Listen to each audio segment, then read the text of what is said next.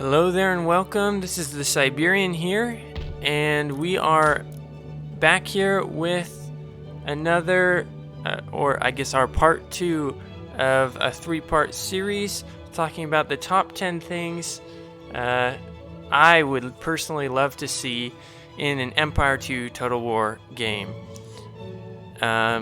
If you've missed the first video, the first 5 things are in video 1, which I will have a little banner up in the top right for. Yeah, I would recommend checking that out first, as this will build off of those things.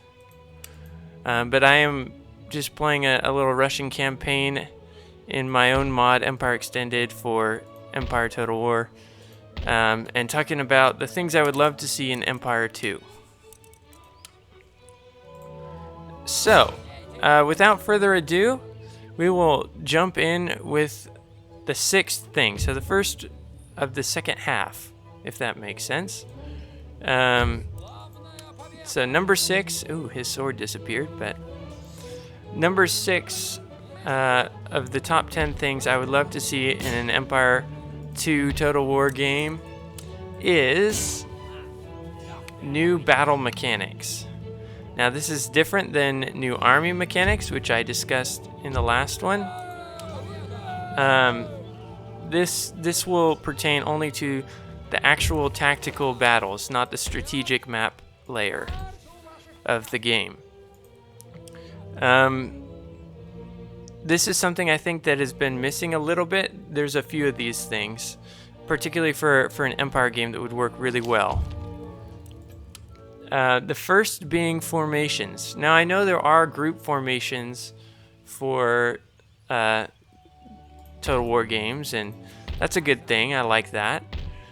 But I think having changeable formations would really help, particularly in an Empire game, develop your strategies for how you're going to use your soldiers. So an example of those could be like you could have a column formation, where they have a narrow front and a long side, and this gives, like, I don't know, a boost to your speed. And this is in the tactical battle map, not in the strategic level. Let's see how these are. All right, so the column could make, your unit march quicker and tire slower, but it's vulnerable to morale shocks or something like that. And then you have a line formation, which is resistant to morale, presents some more of the troops to the front. Ugh, stupid rating Swedish. You can have like a digging in formation. All sorts of, you could really mess with these formations, but make them meaningful. And both having a pro and a con. I think that's a good idea for Total War Empire 2. Not only formations, though, included in these new battle mechanics, this is like a huge one. I would love to see surrendering units. I think Ultimate General Civil War did this well, where if you are nearby a unit that's taking a lot of losses and its morale drops quickly, it surrenders and you can bring those back to the rear. I think that's a great idea for Total War, particularly, well, really all Total Wars. You wouldn't fight until either the whole unit shatters or to the last man. Like, you would surrender. And then you could have a whole nother aspect of prisoners of war, and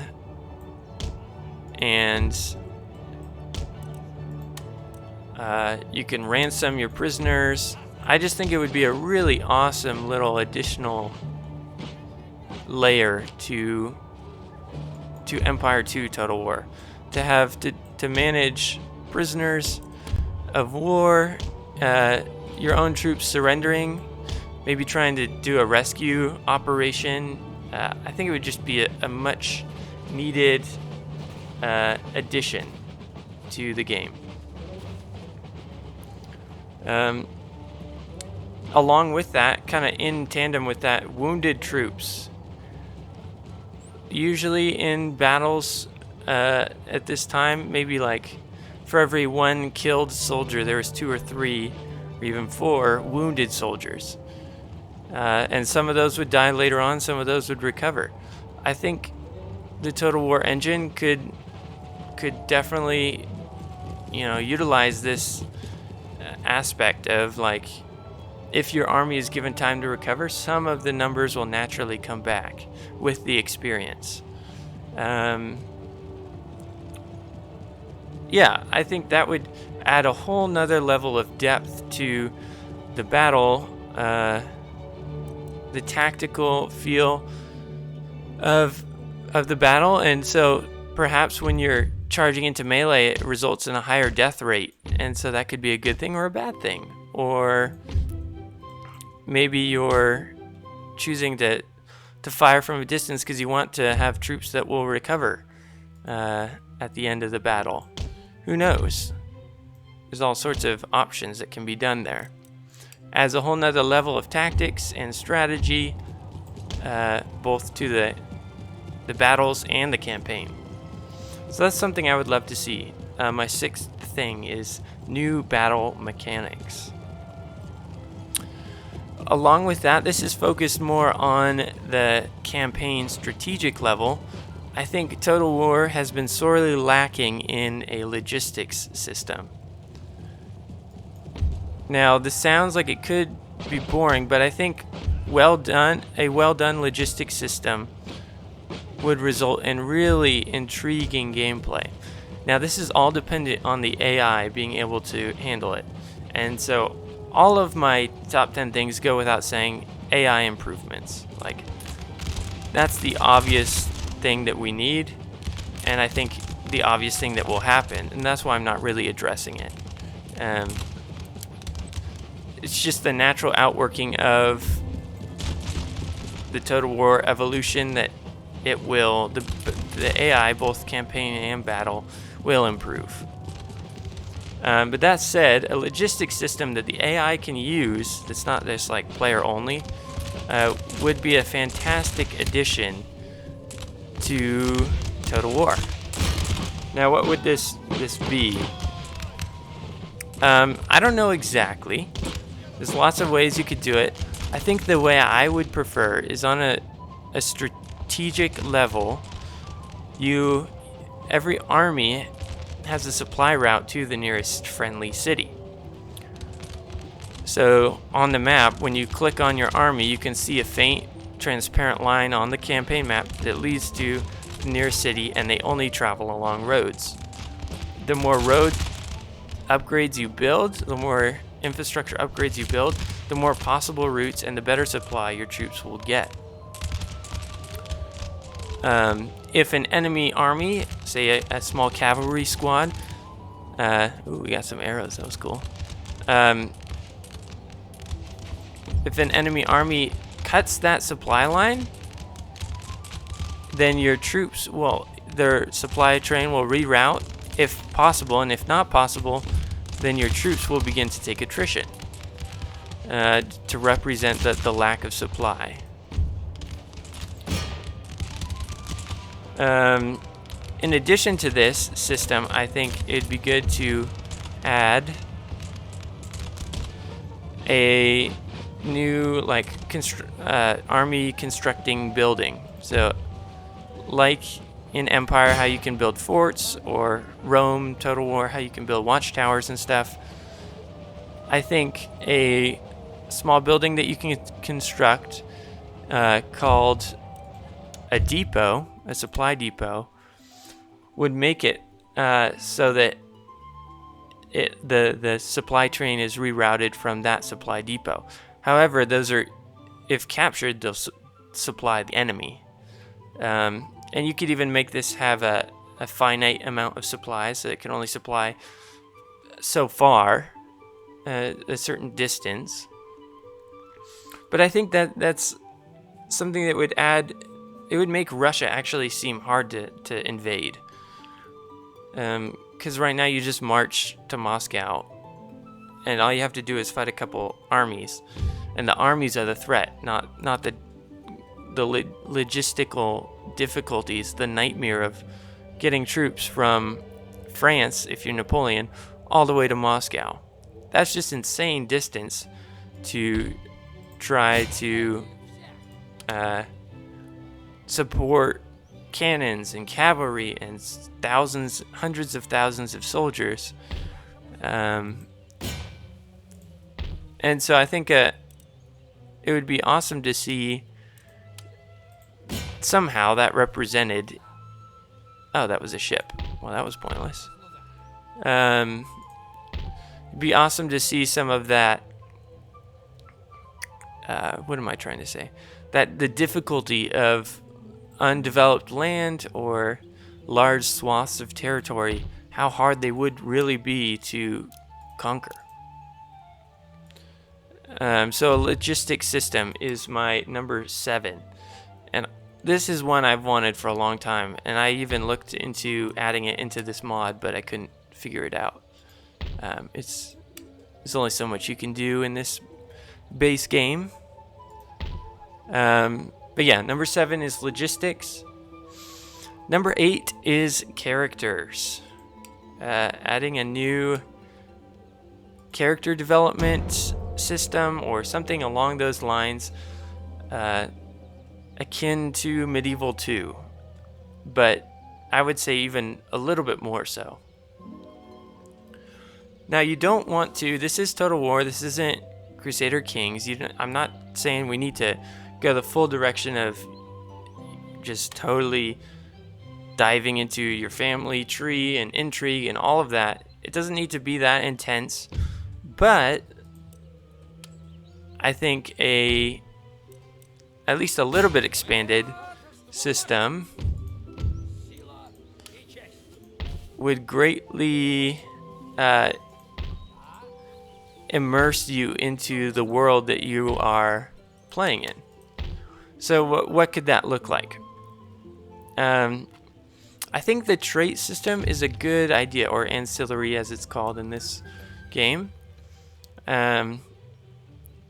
But your traits, at least in Empire, a little bit more in Shogun, really a lot more in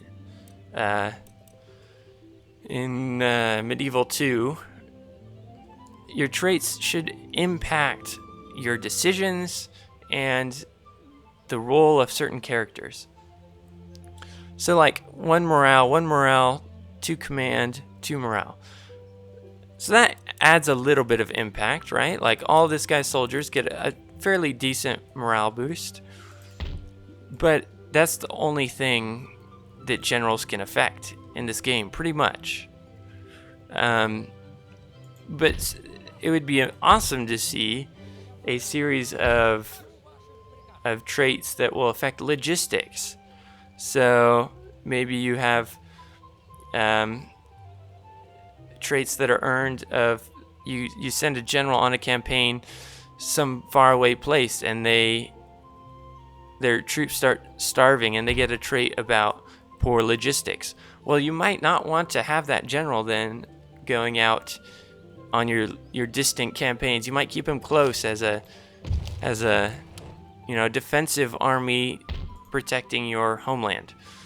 Or say you got diplomacy traits where if you attack with this guy against this enemy, then your allies might like you, or they might dislike you. Or you might get the ruthless trait, or the dread trait, kind of like Medieval 2. I would love to see, because right now, generals are totally ignorable. Like, this is the first time I'm checking out this guy's name and his tab in this campaign where I'm like 30 turns in. And that's just not good gameplay. At that point, why even have a general with a unit card and a name and all that? So I think a lot could be done with characters, but not only generals. I think monarchs with a family tree and political decisions based on that, all of that would be an awesome addition to a Medieval 2 Total War. But I would say as well, let me get some more troops. A little caveat, I guess, with the new trait system, new character development system. It should affect how the AI acts. If they have the AI needs to be able to understand the traits and act accordingly. Otherwise, it's the AI is going to lead to it's going to lead the AI to do some really stupid things. So if it's not workable to get the AI to properly use these new traits, maybe tone down the effects a little bit.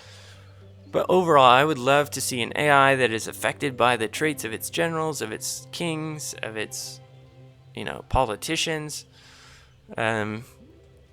that actually impact the nature of the game more than just like the bare minimum that it is in Empire, this Empire that I'm playing. So that's my number 8. We're getting close. Is the new character development. Let's see.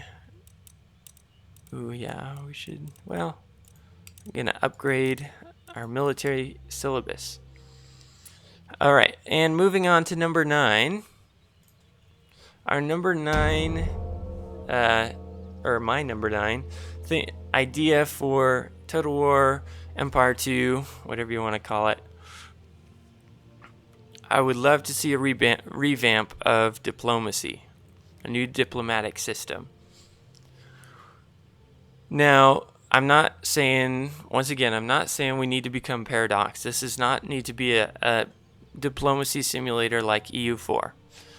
EU4's got that system down pat, and it's very it's very delicate and whatnot. That's not what Total War is trying to be.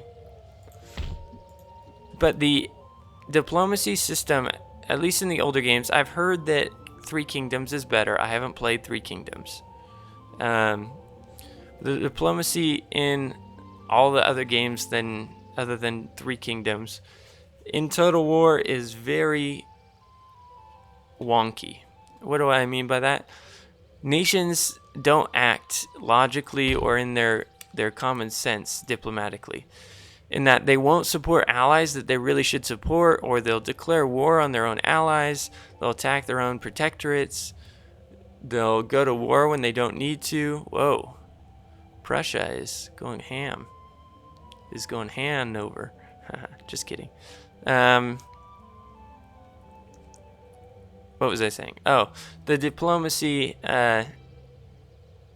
in most Total Wars just doesn't make logical sense while you're playing, and that's not good.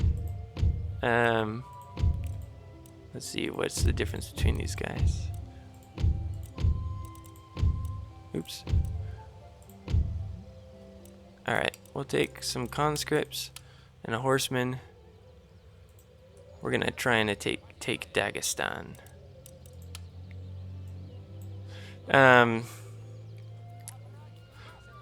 So what would I like to see with the new diplomacy? Probably one of the bigger things I would like to see is a better treaties option, I guess is what I would say. After you've successfully concluded a war, or in the middle of a war, we need lots of options for treaties. Now, this is one area where I would say look to EU4 and even expand it. At the expense of all the other intrigue and things you can do in EU4, you don't need that in Total War, but you do need a really good treaty system. I would love to see like treaties where you can take a hit to your reputation, or you're getting certain incomes or certain I don't even know how this would work exactly. All right, this is fresh thoughts. I have almost no notes this time, so these are a little more raw than last time's video, but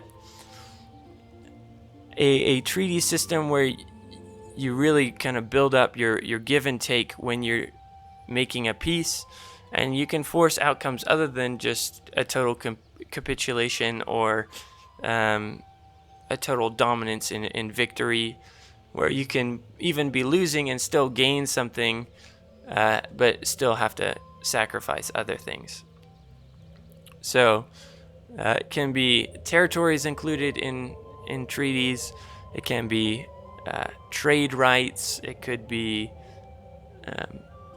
a favor even. I don't know what. I'm sure CA could develop this, but making a dynamic treaty system at the end or in the middle of a war would be delightful for me personally. A lot of other diplomacy things can be sacrificed, but I think treaties are a good one to keep, or to expand on rather. So, with that said, let me just invade Sweden here real quick.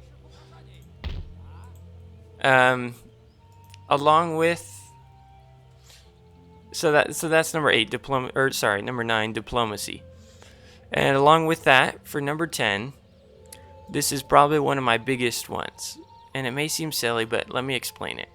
I want dynamic cities. Dynamic cities. What do I mean by that? Right now, in most games, your city location and status and size is all based completely upon the history. History with air quotes, that CIA has decided upon. So because Moscow historically was a big city, look at this, it's got a lot of slots. But because, I don't know, this place up here near Finland was historically small, it's only got 2 slots, and one of them's just a settlement, fortification. I'd say I would love to see cities where if I really push and pour money into this, I can expand this to be a major city and hub. Now, it might not necessarily be practical because growing a population in this region would be difficult, but I could do it if I put enough effort in with a dynamic city system. Right now, I cannot. I am stuck with just this one building.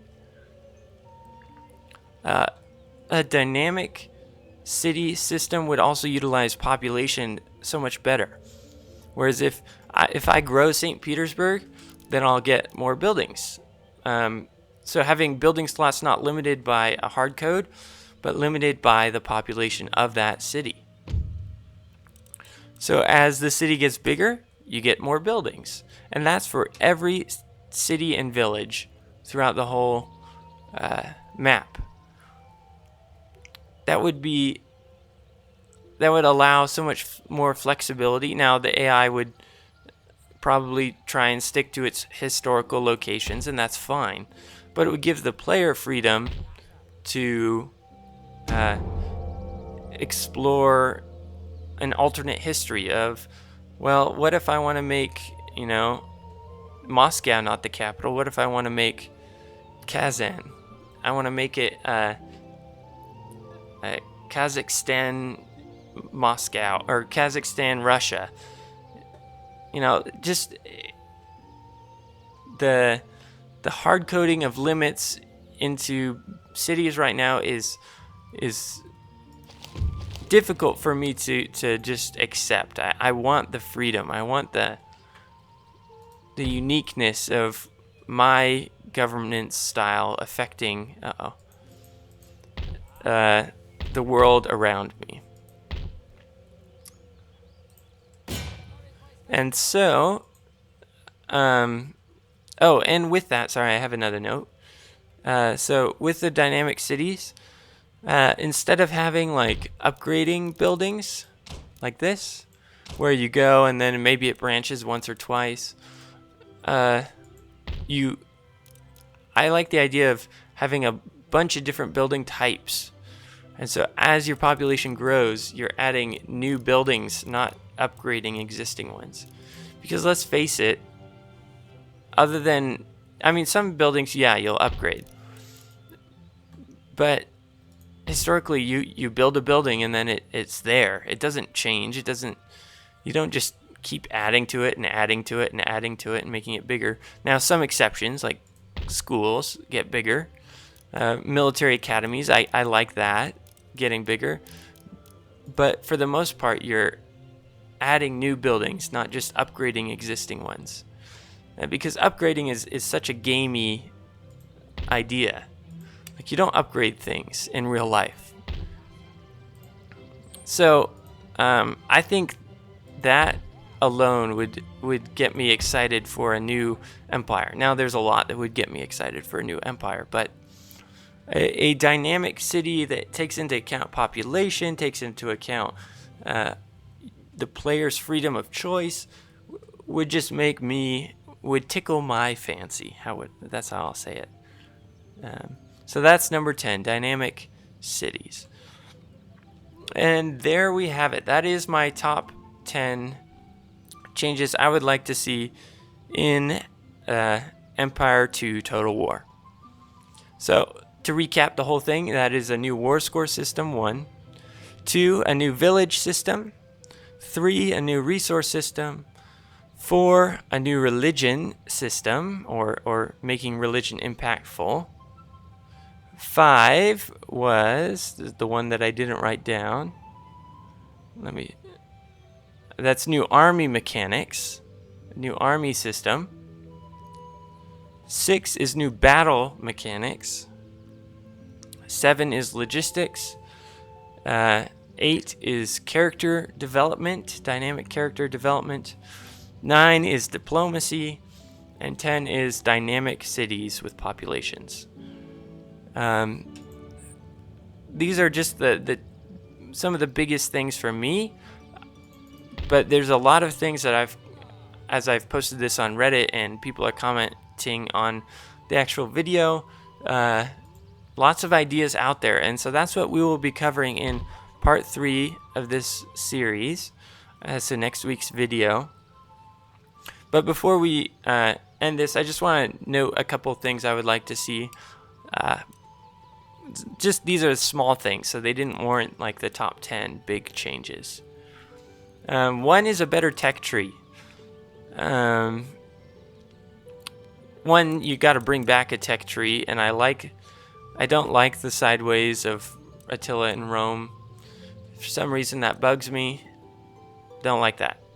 But I would like to see an actual tree. But what do I mean by better tech trees? I think tech trees with branching directions, where you have to choose either or. So either I'm going to focus my military on aggressive drill, where I'm charging forward and using bayonets a lot, or I'm going to focus on reloading drill, or I'm going to focus on this or that, or cavalry, or cannons, and it'll shape the way you play, the way your army functions. Even the numbers of troops you'll be able to field, and it'll be different from faction to faction. So some factions might choose to focus on aggressive infantry, others might focus on skirmishing infantry. That'll add replayability, that'll add more dynamic tactics being used. I think it would be a great addition, but a minor one. Pretty easy to implement.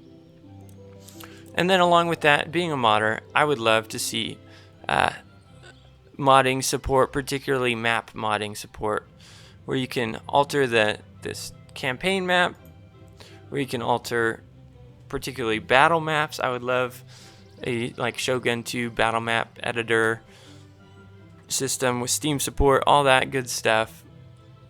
I think Total War will go that way. I hope Total War will go that way. And it would make me enjoy the game much more, I'm sure. But that's it for me. Let me know what you guys think, what you like, what you dislike. Hit that like button, hit that subscribe, and we will have part 3 with your guys' thoughts and some other things I might have missed next week. But until then, thank you guys for watching, and I will catch you on the next one.